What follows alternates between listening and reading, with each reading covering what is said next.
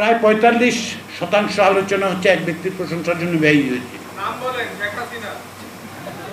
এই নাম যত কম বলা যায় তত ভালো। সেটাই সংবিধান দিয়ে বন্ধ করতে হবে আমাদের, কারণ নামটা বদলে যেতে পারে, কিন্তু আবার হাসিনার বদলে এখন আবার নাম বললে সমস্যা কে হবে? এই সংবিধানই আসলে এই পথ তৈরি করে দিয়েছে যেখানে ব্যক্তি কেন্দ্রিক স্বৈরতন্ত্র প্রতিষ্ঠা সম্ভব। এই সংবিধান ৭২ সালে প্রণীত হওয়ার পর কেবলমাত্র যে সংশোধিত হয়েছে তা নয়, এবং এই সমস্ত সংশোধনী এমনভাবে করা হয়েছে যেগুলো অন্ততপক্ষে দুটি ক্ষেত্রে আমি বলতেই পারি শুধুমাত্র ব্যক্তির জন্য হয়েছে, শুধুমাত্র ব্যক্তির জন্য হয়েছে। অন্যান্য যে সমস্ত সংশোধনী কাটাছেঁড়া করা হয়েছে সেগুলি এই পথ তৈরি করেছে যে ক্ষমতার এক কেন্দ্রীকরণ সম্ভব, এবং সেই এক কেন্দ্রীভূত ক্ষমতাকে ব্যবহার করে সাংবিধানিক পদ্ধতির মধ্য দিয়ে ব্যক্তিকেন্দ্রিক স্বৈরতন্ত্রের এক দুঃসহ যন্ত্রণার মধ্যে বাংলাদেশকে ১৫ বছর যেতে হয়েছে। তাহলে আসুন, যদি আমরা মনে করি যে স্বৈরতান্ত্রিক ব্যবস্থাকে আমরা পুনরুত্থানের পথ বন্ধ করে দেব, তাহলে অনেকেই বলছেন যে সংস্কার করতে হবে। আমি ব্যক্তিগতভাবে সংস্কার শব্দটার পক্ষে নই। আমি যেটা মনে করি সেটা হচ্ছে বাংলাদেশের জন্য রাষ্ট্র পুনর্গঠনের এক সুযোগ তৈরি হয়েছে। রাষ্ট্রকে পুনর্গঠন করতে হবে, কেননা গত ১৫ বছর ধরে অত্যন্ত উদ্দেশ্যপ্রণোদিতভাবে পরিকল্পিতভাবে বাংলাদেশের রাষ্ট্র কাঠামোর প্রতিটি প্রতিষ্ঠানকে ধ্বংস করে দেয়া হয়েছে।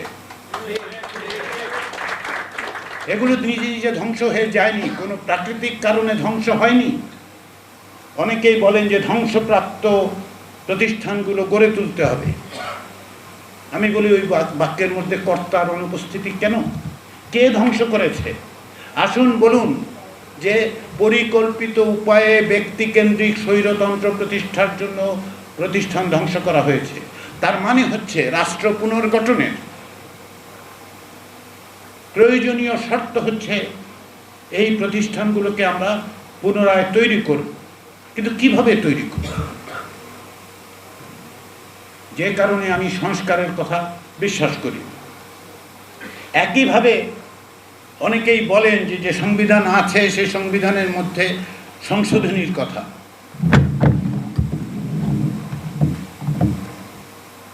এই সংশোধনী শব্দটা নিয়েও আমার মনে কেবল সংশয় সন্দেহ আছে, তাই না। প্রকৃতপক্ষে আমি মনে করি যে এই সংবিধান আসলে সংশোধনের যোগ্য কিনা, সম্ভব কিনা, সেই প্রশ্ন তোলা দরকার। কি কারণে? কতগুলি সাধারণ কথা থেকে আপনি বুঝতে পারবেন যে এই সংবিধান প্রকৃতপক্ষে কেন সংশোধনীর যোগ্য নয়। তার প্রথম কথাটা আমি বলেছি যে যদি আপনি যতই সংশোধন করেন, আরেকজন স্বৈরাচারী তৈরি করার পথ যেহেতু এটার মধ্যে আছে, সাংবিধানিক একনায়কত্ব প্রতিষ্ঠার পথ যেহেতু আছে, আপনি যত ব্যান্ডেড দেন, যতভাবেই কাটাছেঁড়া করেন, সেই পথ আপনি বন্ধ না করলে বন্ধ করতে পারবেন না সংশোধনী দিয়ে। তার সবচেয়ে বড় উদাহরণ হচ্ছে এই যে প্রধানমন্ত্রীর হাতে এই সংবিধান প্রধানমন্ত্রীর হাতে যে অভাবনীয় ক্ষমতা দিয়েছে। একজন ব্যক্তি কেবল প্রধানমন্ত্রী নন, একজন ব্যক্তি প্রধানমন্ত্রী, সংসদীয় তার দলের প্রধান, সংসদীয় দলের নেতা এবং লিডার অফ দি হাউস। 4টি ভূমিকা তাকে পালন করতে হয় বা করার ব্যবস্থা করা হয়েছে। এবং এই পরিস্থিতির সৃষ্টি হয়েছে যখন বাংলাদেশের সংবিধানে রাষ্ট্রপতি শাসিত ব্যবস্থার থেকে প্রধানমন্ত্রী শাসিত ব্যবস্থায় বাংলাদেশ প্রবেশ করেছে। 1975 সালে একদলীয় বাকশাল প্রতিষ্ঠার মধ্য দিয়ে রাষ্ট্রপতির হাতে যে ক্ষমতার পাহাড় তৈরি করা হয়েছিল, দ্বাদশ সংশোধনীর মধ্য দিয়ে যা পরিবর্তন করে ওয়েস্টমিনিস্টার স্টাইল বা সংসদীয় ব্যবস্থায় যখন প্রত্যাবর্তন করা হয়, তখন লক, স্টক অ্যান্ড ব্যারেল, একেবারে প্রতিটা জিনিস, প্রত্যেকটা ক্ষমতা যা রাষ্ট্রপতির কাছে ছিল সেই ক্ষমতা প্রধানমন্ত্রীর হাতে দেওয়া হয়েছে। এমনিতেই সংসদীয় ব্যবস্থায় প্রধানমন্ত্রীর হাতে যথেষ্ট পরিমাণে ক্ষমতা তৈরি হয়। তদুপরি যখন আপনি রাষ্ট্রপতির সমস্ত ক্ষমতা এক ব্যক্তির হাতে তুলে দেন এবং সেই ক্ষমতার প্রয়োগ করার ক্ষেত্রে যখন কোথাওই কোনো রকম বাধা নিষেধ না থাকে, জবাবদিহিতার ব্যবস্থা না থাকে, দলের ভেতরে দলের বাইরে, তখন আপনি অনিবার্যভাবেই এক স্বৈরতন্ত্রের পথে অগ্রসর হবে। এটা এক অর্থে সংবিধানের অবধারিত পথ ছিল। সেটা জানবার পরে এই সংবিধানের মধ্যে যেহেতু এই ব্যবস্থা আছে, আপনি কতটা সংশোধনী করতে পারবেন, কতটুকু সংশোধনী করা সম্ভব? অবারিতভাবে একাধিকবার ক্ষমতায় আসার পথ খোলা রেখে এই সংশোধনী সম্ভব নয়। দ্বিতীয় প্রশ্ন যেটা, যে কারণে আমি মনে করি যে বাংলাদেশের বর্তমান সংবিধানের সংশোধনী করার একটা বড় রকম প্রতিবন্ধক হচ্ছে যে পঞ্চদশ সংশোধনীর মাধ্যমে 1/3 সংবিধানের 1/3কে বলা হচ্ছে যে এগুলো পরিবর্তনের যোগ্য নয় বা এগুলি পরিবর্তন করা যাবে না। এগুলোকে বলা হয়েছে বেসিক স্ট্রাকচার। প্রকৃতপক্ষে এটা বেসিক স্ট্রাকচার নয়। যে কোনো লোক সামান্যভাবেও যদি সংবিধান সম্পর্কে সামান্যতম ধারণা থাকে তাহলে তিনি বলতে পারবেন, বুঝতে পারবেন যে যেগুলোকে বেসিক স্ট্রাকচারের অংশ করা হয়েছে সেগুলো কোনো সংবিধানের বেসিক স্ট্রাকচার হতে পারে না।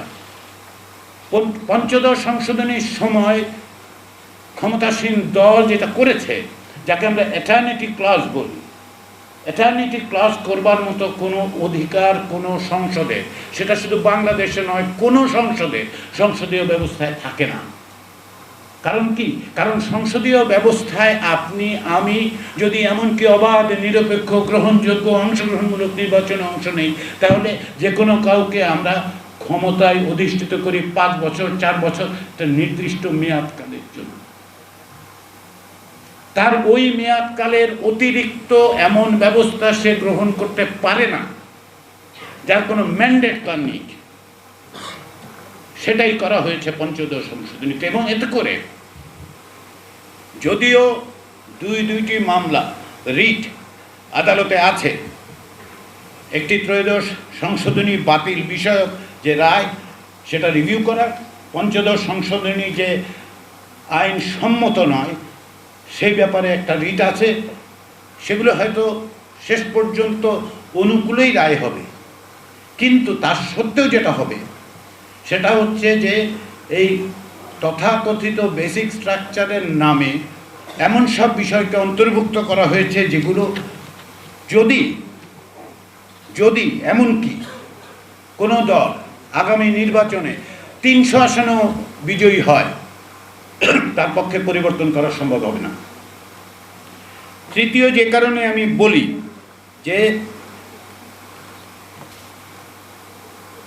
এই সংবিধানের সংশোধনীর পথগুলো আরও বিভিন্নভাবে বন্ধ করা হয়েছে।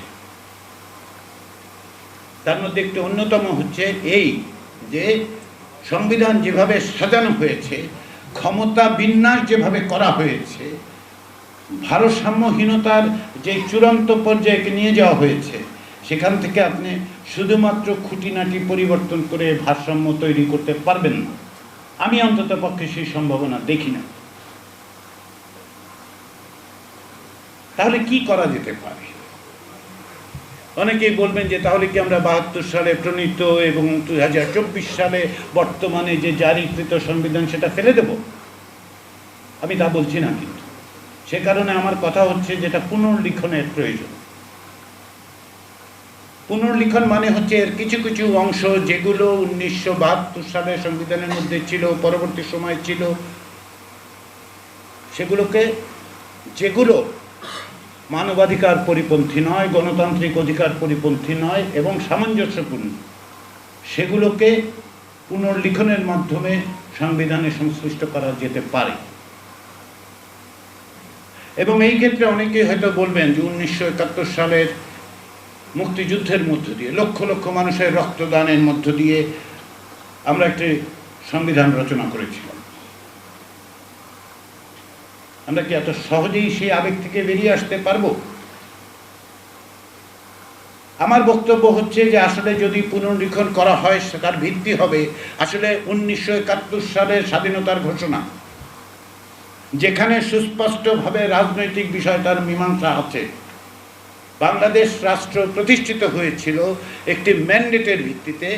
সেই ম্যান্ডেটটা নিশ্চিত করা হয়েছিল 72 সালের সংবিধান লেখা হয়েছিল তার ভিত্তিতে বলে দাবি করা হয়, যদিও সেটা নিয়ে আমরা প্রশ্ন করতে পারি।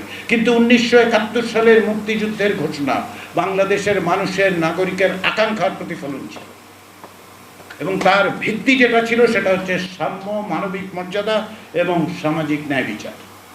এটাই যদি আমরা ভিত্তি হিসেবে ব্যবহার করি তাহলে পুনর্লিখনের ক্ষেত্রে এই প্রশ্ন ওঠার কোনো কারণ নেই যে আমরা 1972 সালের যে মুক্তিযুদ্ধের মধ্যে দিয়ে অর্জন, সে অর্জনকে আমরা বাতিল করে দিচ্ছি কি। সংবিধান পুনর্লিখনের ঘটনা বাংলাদেশে কি প্রথম করতে যাচ্ছে বা করার কথা আমি বলছি, তা তো নয়। 1978 সালে স্পেনে নতুন করে সংবিধান লেখা হয়েছে। 1978 সালে স্পেনে সেটা সম্ভব হয়েছে, কারণ হচ্ছে স্পেনের জনগণের মধ্যে এই আকাঙ্ক্ষা স্পষ্ট ছিল যে পূর্ববর্তী সময়ে রচিত সংবিধান তাদের অধিকারগুলো সুরক্ষা করে না, তাদের প্রতিনিধিত্ব এবং তাদের মৌলিক মানবাধিকারগুলোকে সুরক্ষার ব্যবস্থা অতীতের সংবিধানে ছিল না। স্পেন ব্যতিক্রম নয়, আসলে স্পেন মোটেই ব্যতিক্রম নয়। ব্রাজিলের ক্ষেত্রে 1988 সালে আমরা সেটা দেখেছি যে নতুন করে সংবিধান তৈরি করতে হয়েছে। দক্ষিণ আফ্রিকার কথা আপনারা সকলেই জানেন যে অ্যাপারথাইড এরার শেষে নতুন করে সংবিধান তৈরি করা হয়েছে। অর্থাৎ একটি দেশে সামগ্রিক রাজনৈতিক পরিস্থিতির মধ্য দিয়ে জনগণের আকাঙ্ক্ষা যখন তৈরি হয়, সেই আকাঙ্ক্ষার প্রতিফলন ঘটিয়ে একটা নতুন সংবিধান, পুনর্লিখিত সংবিধান তৈরি করার ইতিহাস আছে, এবং সেটা যে দেশে যখন যেভাবে প্রয়োজন হয়েছে সেই আকাঙ্ক্ষার প্রতিফলন ঘটানো হয়েছে। আজকের বাংলাদেশে 2024 সালে গণ অভ্যুত্থানের মধ্য দিয়ে জনগণের যে আকাঙ্ক্ষার মূর্ত প্রকাশ ঘটেছে, সেটাকে যদি বাংলাদেশের সংবিধান ধারণ করতে না পারে তাহলে আমরা কি করে বুঝবো যে আসলে প্রকৃত পক্ষেই গণ অভ্যুত্থানটা ঘটেছিল। প্রকৃত পক্ষে গণ অভ্যুত্থান ঘটে থাকলে, এবং যার প্রমাণ অসংখ্য মানুষের মৃত্যু, একটি অন্তর্বর্তী সরকার প্রতিষ্ঠিত হয়েছে, সেটা একটা মাত্র লক্ষণ, কিন্তু সবচেয়ে বড় লক্ষণ গণ অভ্যুত্থানের সেটা হচ্ছে মানুষের মধ্যে আকাঙ্ক্ষার সৃষ্টি হয়েছে, যে আকাঙ্ক্ষা বলছে যে এই জায়গায় আমাদের পরিবর্তন দরকার। এই আকাঙ্ক্ষাকে ধারণ করার জন্যই আসলে আপনাকে তাকাতে হবে সংবিধানের দিকে। যে কারণে আমি প্রথমেই বলছি সবচেয়ে বড় রাজনৈতিক প্রশ্নটা হচ্ছে এই জায়গায়। আপনি, আমি, আমরা সকলে মিলে, এটা কেবলমাত্র একটি সরকারের দায়িত্ব বলে আমি মনে করি না। যারা দায়িত্বে আছেন, লক্ষ্য করুন, আমি বলি অন্তর্বর্তী সরকার সম্পর্কে, আমি বলি তারা দায়িত্বে আছেন, তারা ক্ষমতায় নেই। তাদের দায়িত্ব দেয়া হয়েছে জনগণের পক্ষ থেকে একটি বিশেষ পরিস্থিতিতে জনগণের আকাঙ্ক্ষাকে প্রতিফলন ঘটানোর জন্য তাদেরকে দায়িত্বে অধিষ্ঠিত করা হয়েছে। একই সঙ্গে এই যে আকাঙ্ক্ষার কথা আমরা বলছি, সেই আকাঙ্ক্ষা, যে কোনো সংবিধান আসলে কি? যে কোনো সংবিধান হচ্ছে জনগণের আকাঙ্ক্ষার মূর্ত প্রতিফলন হিসেবে একটা দলিল। এই দলিল আমাদের তৈরি করতে হবে। তার অর্থ এই নয় যে আমরা সবটাই অস্বীকার করছি। কারণ কি জানেন, যে কোনো সংবিধান তার অতীত দিনের যে ইতিহাস, তার যে সংগ্রাম, পর্যায়ক্রমিকভাবে মানুষের মধ্যে যে আকাঙ্ক্ষার স্ফুরণ, সেটাকে কেলাসিত করে, ক্রিস্টালাইজ করে সংবিধান তৈরি হয়। সংবিধান আকাশ থেকে পড়ে না। 1972 সালে যে সংবিধান তৈরি হয়েছিল তা নিয়ে আমাদের অনেক রকম সমালোচনা থাকবে। তার প্রক্রিয়া নিয়ে আমাদের অবশ্যই সমালোচনা থাকবে, কিন্তু তার বেসিস যেটা, ওই রকম একটা সংবিধান লেখার প্রয়োজন দেখা দিয়েছিল, কারণ 9 মাসের মুক্তিযুদ্ধের মধ্য দিয়ে এবং তার আগের 23 বছরের সংগ্রামের মধ্য দিয়ে সেটা তৈরি হয়েছে।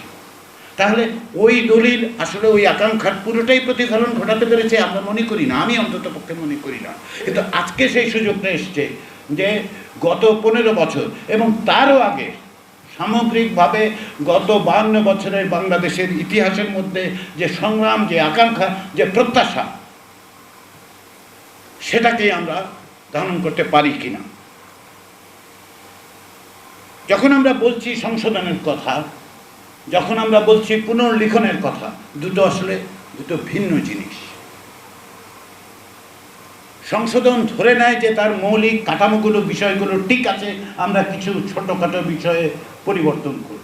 আমি যখন পুনর্লিখনের আবেদন জানাই তখন আমার বক্তব্য হচ্ছে যে শুধুমাত্র স্বল্প মেয়াদে ছোটোখাটো সংস্কার বলুন, পরিবর্তন বলুন, তার মধ্যে দিয়ে আপনি মূল জায়গাটা ধারণ করতে পারবেন না। তাহলে এই যে নতুন পুনর্লিখনের ক্ষেত্রে কি কি বিষয় আমাদের নজর দিতে হবে? প্রথম বিষয় যেটা নজর দিতে হবে সেটা হচ্ছে জনগণের অংশগ্রহণের নিশ্চয়তা বিধান করতে হবে। আপনি আমি পরামর্শ দিতেই পারি, এই বিশ্ববিদ্যালয়ে, ওই রাজপথে, ওই গ্রামে, ওই কলকারখানায় আমরা অবশ্যই পরামর্শ দিতে পারি, কিন্তু যেতে হবে জনগণের কাছে। কেননা একদিকে এটি জনগণের আকাঙ্ক্ষার বিষয়, 2 নম্বর হচ্ছে রাষ্ট্র আসলে শেষ পর্যন্ত জনগণেরই বস্তু। যে প্রক্রিয়ার মধ্যে দিয়ে আপনি যান, যতক্ষণ না পর্যন্ত আমরা এটা স্বীকার করে নিচ্ছি যে সার্বভৌমত্ব হচ্ছে জনগণের, সার্বভৌমত্ব হচ্ছে জনগণের, এবং সেই সার্বভৌমত্বর প্রতিষ্ঠা করাটাই হচ্ছে এই দলিলের কাজ, ততক্ষণ পর্যন্ত আমাদের মনে হবে যে বাক্যবন্ধ সংস্কার কিংবা পুনর্লিখন এই বৃত্তচক্রের মধ্যে আমরা ঘোরাঘুরি করছি। বাংলাদেশের সংবিধানে যে সমস্ত মানবাধিকার দেয়া হয়েছে সেগুলো প্রযুক্ত করার, প্রয়োগ করার বাধ্যবাধকতা রাষ্ট্রকে দেওয়া হয়নি, সরকারকে দেওয়া হয়নি। তাহলে কাগজে লেখা আছে আপনার অধিকার আছে, কিন্তু এটা যদি রাষ্ট্র না করে তাহলে আপনার কিছু করার নাই। তাহলে করার নাই, আপনি যাবেন কোথায়? যাবেন হচ্ছে বিচার বিভাগের কাছে। সেই বিচার বিভাগের যদি হাত পা বাঁধা থাকে, এই যে সংবিধান, সেই সংবিধানই যদি তাদের হাত পা বেঁধে দেয়, একদিকে আপনার আমার নাগরিক হিসেবে মানবাধিকারের তালিকা আছে, নিশ্চয়তা নেই। এই যে তালিকা আছে তার একটা উদাহরণ দিই। বাংলাদেশের সংবিধানে মত প্রকাশের স্বাধীনতা দেওয়া হয়েছে না? যুক্তিসঙ্গত বাধা নিষেধ সাপেক্ষে দেওয়া হয়েছে। এই যুক্তি দেয় কি? যুক্তি তো যুক্ত হলো বুঝলাম, কিন্তু যুক্তিটা দিল কে? বলে যে বন্ধু রাষ্ট্রের সঙ্গে সম্পর্ক যাতে ক্ষতিগ্রস্ত না হয়। এখন আজকে যে বন্ধু, কালকেও সে বন্ধু থাকবে, সেই নিশ্চয়তা আপনাকে কে দিয়েছে? তাহলে আজকে বন্ধু যে, তার বিরুদ্ধে আমি কথা বলতে পারবো না, তাই তো? তো সে যদি আমার বন্ধুই হয় তাহলে তার সম্পর্কে কথা বলতে পারবো না কেন?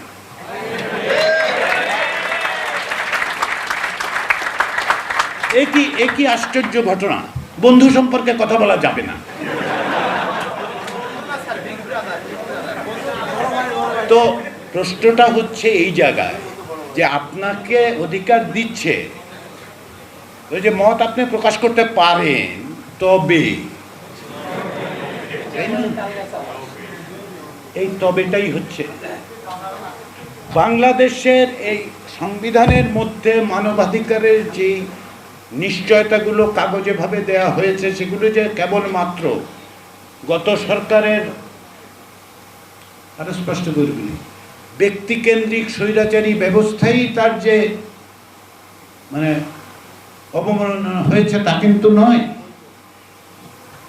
আগামীতে যে হবে না তার গ্যারান্টি কি? এমনকি এই যে অন্তর্বর্তী সরকার, তারাই যে করবেন না, আমাকে কিভাবে নিশ্চয়তা দেয়? আমার তো সুরক্ষা নেই, সংবিধানে নেই, বিচার বিভাগে নেই। তাহলে সেই সুরক্ষার ব্যবস্থা করতে হবে আগামী সংবিধানে। সেটার নিশ্চয়তা দিতে হবে, কারণ নাগরিক হয়ে ওঠে তখন যখন সে বুঝতে পারে যে তার অধিকারের নিশ্চয়তা আছে এবং অধিকারের নিশ্চয়তার ব্যত্যয় ঘটলে তার রিকোর্স আছে, তার কোথাও যাওয়ার জায়গা আছে। রাষ্ট্রের একেবারে সামান্য বেসিক বিষয়টাও যদি আমরা দেখি, তাহলে কি এই যে বিভিন্ন অর্গানের কথা বলা হয়, তাই না, এক্সিকিউটিভ, লেজিসলেটিভ এন্ড জুডিশিয়ারির কাজটা কি আসলে? লেজিসলেটিভ তো আইন তৈরি করে, জুডিশিয়ারির কাজটা কি? জুডিশিয়ারির প্রাথমিক অন্যতম কাজ হচ্ছে ইন্ডিভিজুয়ালভাবে প্রত্যেকটা নাগরিককে প্রোটেক্ট করা। সে কনস্টিটিউশনের ইন্টারপ্রিটেশন দেয়, অনেক কিছু করে, তাই না? কিন্তু আসলে জুডিশিয়ারির একেবারে ফান্ডামেন্টাল কাজটা হচ্ছে আমি নাগরিক হিসেবে যদি কোনোভাবে আমার অধিকার লুণ্ঠিত হয় তবে আমাকে প্রোটেক্ট করবে সে। কারণ এটা লেজিসলেটিভ বডিও করতে পারে, এক্সিকিউটিভ বডিও করতে পারে। তার কাছ থেকে সুরক্ষা পাওয়ার, সুবিচার পাওয়ার জন্য আমাকে যেতে হবে বিচার বিভাগের কাছে।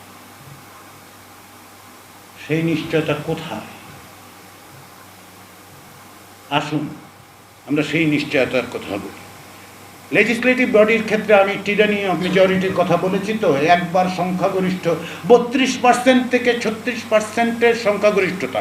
আরে 50% তো পান নাই আপনি ভাই। আমার বাংলাদেশের নাগরিকরা কাউকে 50% ভোটও দেয়নি। 2/3 66%, 66% ভোট দেওয়ার কথা তো বাদই দেন। এই পর্যন্ত বাংলাদেশে অনুষ্ঠিত অবাধ, সকলে গ্রহণযোগ্য, সুষ্ঠু নির্বাচনে কোনো দল 50% ভোট পায়নি, তাই তো? তারপরেও আচরণ আপনি দেখবেন যেন তার আচরণ হচ্ছে উনি 80% ভোট পেয়ে গেছেন।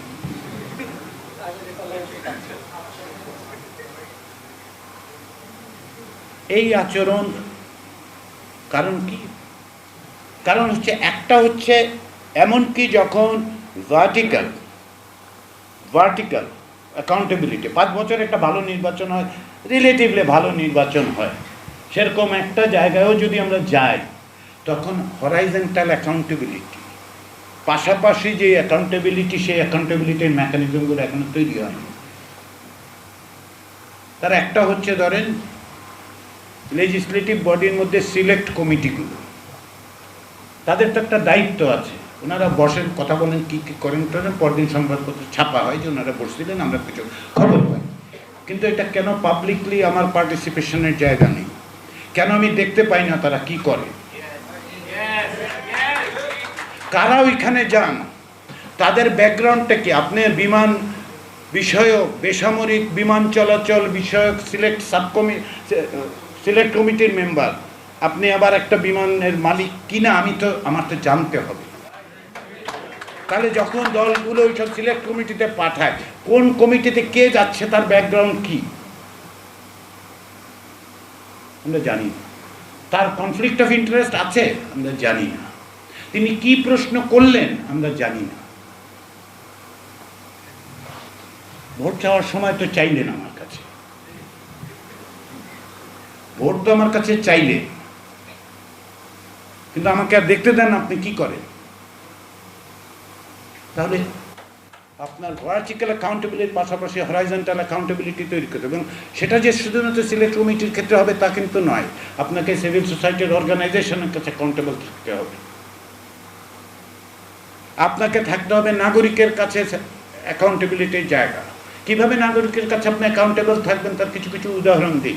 সিভিল সোসাইটির ক্ষেত্রে তো আছেই, তারা প্রতিদিন দেখবে, হিসাব করে বলবে যে, এবং করছে। ট্রান্সপারেন্সি ইন্টারন্যাশনাল একসময় রিপোর্ট করে দেখিয়েছিল যে এই যে একটা সংসদ বলে জায়গা তৈরি হয়েছে, সেখানে কত শতাংশ সময় এক ব্যক্তির প্রশংসা বাক্যে তারা সময় ব্যয় করে, হিসাব করে দেখেছে। আমার যদি ভুল না হয়, হতে পারে আমার ভুল, অন্তত পক্ষে প্রায় 45% আলোচনা হচ্ছে এক ব্যক্তির প্রশংসার জন্য ব্যয় হয়েছে। কত? এই নাম যত কম বলা যায় তত ভালো।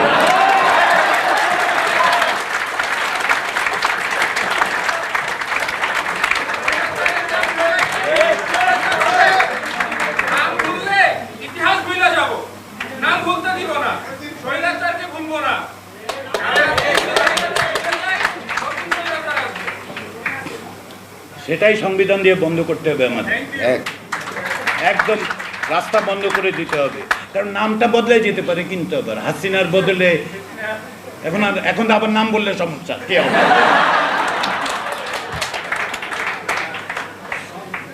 ফলে ওই নাম টাম কম বলাই ভালো, মানে আমি কম বলি আর কি। আর 15 বছর শুনতে শুনতে ভাই আর কত বলবো, আর কত শুনবো।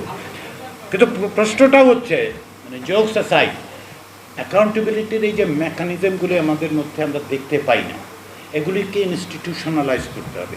অ্যাকাউন্টেবিলিটির মেকানিজমগুলি যে শুধু নাই, হ্যাঁ, শুধু এই যে দেখেন গত 15 বছর ধরে আপনার আমার টেলিফোন মনিটর করার বলে একটা প্রতিষ্ঠান তৈরি হয়েছে না?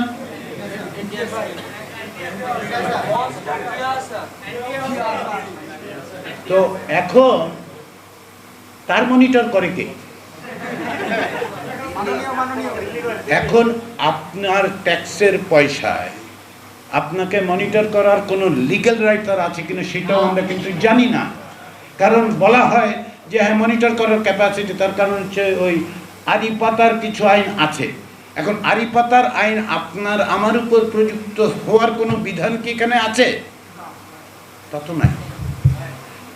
যদি জাতীয় নিরাপত্তার স্বার্থে করাও হয়ে থাকে তাহলে তার একটা ব্যাখ্যা কোথাও আমি পাবো না? সেইটা পাওয়ার চাইবার জায়গাটা কোথায়? তা নাই, আইনের মধ্যে নাই, সংবিধানের মধ্যে নাই। তাহলে মনিটরিংয়ের জন্য এই যে যে সমস্ত প্রতিষ্ঠান, সেটা গোয়েন্দা সংস্থাই হোক কিংবা ব্যবসায়িক প্রতিষ্ঠানই হোক, ব্যবসায়িক এই অর্থে যে রাষ্ট্রের অর্থে পরিচালিত কিংবা রাষ্ট্রের কাছ থেকে পাওয়া অর্থ দ্বারা পরিচালিত। ওই যে দ্বিতীয়টা কেন বললাম বুঝতে পেরেছেন তো? ওই যে জ্বালানি খাতে কি এক বস্তু, মানে আইপিপি, ইন্ডিপেন্ডেন্ট পাওয়ার প্ল্যান্টগুলি তৈরি করা হয়েছিল, সেগুলিকে কোনোদিন ইমিউনিটি তো দেয়াই হয়েছে, কোনোদিন কেউ ডেকে জিজ্ঞাসা করে নাই 15 বছর যে এই যে আপনাকে টাকা দেয়া হয় সেটা যায় কই? এদেরই একজন আবার দেখি বাংলাদেশের নাগরিকত্ব ছেড়ে দিয়ে আরেক দেশের নাগরিকত্ব নিয়ে নিয়েছে।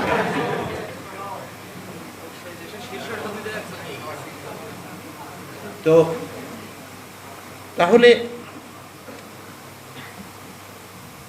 আপনি যদি ভার্টিক্যাল করতে চান অ্যাকাউন্টেবিলিটি, তার একটা পদ্ধতি হচ্ছে যে এই যে মানে সংখ্যাগরিষ্ঠতার ভোটে জিতে গেল, তো সংখ্যাগরিষ্ঠতা হয় 32% আজকে, তাই না? এইটা আমাকে ভাবতে হবে। এর একটা পদ্ধতি আমি মনে করি বাই ক্যামেরার দুটো ইসে করুন, এবং দুটো একসঙ্গে নির্বাচন হওয়ার প্রয়োজন নেই। 4 বছরের মেয়াদ যদি করা হয় তাহলে ধরুন 2024 সালে নিম্ন কক্ষের নির্বাচন হলো, 26 সালে উচ্চ কক্ষের নির্বাচন। আমি 2 বছর পর নির্বাচনের কথা বলছি কেন? ওই যে না আপনার বোধহয় প্রেসের সাথে যোগাযোগ আছে, পোস্টার টোস্টার ছাপার ব্যবস্থা, ব্যবসাটা ধান্দা করতেছে। 24 সালের নির্বাচনে আপনি যদি একটি দলকে পছন্দ করেন, 2 বছর পরে তার একটা ইনহেরেন্ট অ্যাকাউন্টেবিলিটি আপনি তৈরি করে দিলেন ভার্টিক্যালি, যে সে আরেকবার আপার হাউসে ভোট পাবে কি পাবে না। আপনার যদি মনে হয় গত 2 বছর তাদের আচরণ সঠিক হয়নি, আপনি আপার হাউসে তাকে ভোট দিলেন না। ফলে একদিকে হচ্ছে ভার্টিক্যাল মেকানিজমের মধ্যেও অ্যাকাউন্টেবিলিটির বিভিন্ন পথ পদ্ধতি তৈরি করা যায়, হরাইজন্টাল ক্ষেত্রেও তৈরি করা যায়। এগুলি যাওয়ার পথ পদ্ধতি আছে, আমরা এগুলো আবিষ্কার করছি না, এগুলোর চর্চা হচ্ছে। সবগুলো কি ত্রুটিহীন একেবারে পারফেক্ট? অবশ্যই না। গণতন্ত্রে পারফেক্ট কোনো ব্যবস্থা নেই। গণতন্ত্রের সবচেয়ে বড় শক্তিটা কি জানেন তো? গণতন্ত্র হচ্ছে এমন এক ব্যবস্থা যেখানে আপনি ভুল করলে ভুল আবার শুধরাতে পারেন, বা পৃথিবীতে আর কোনো পদ্ধতিতে এটা নাই। গণতন্ত্র পারফেক্ট জিনিস না, এবং গণতন্ত্র একদিন তৈরি করা হলো আগামী 100 বছরের জন্য সব ঠিকঠাক, অন্তত পক্ষে 25 বছর তাও না, আপনাকে প্রতিদিন গণতন্ত্রের সংগ্রাম জারি রাখতে হয়। তো এই যে অ্যাকাউন্টেবিলিটি জায়গাটাতে আসল কথাটা কি? সভারেন্টি অফ দ্য পিপলটা এনশিওর করা, সভারেন্টি অফ দ্য পিপলটা এক্সারসাইজ করা, তার মেকানিজম তৈরি করা।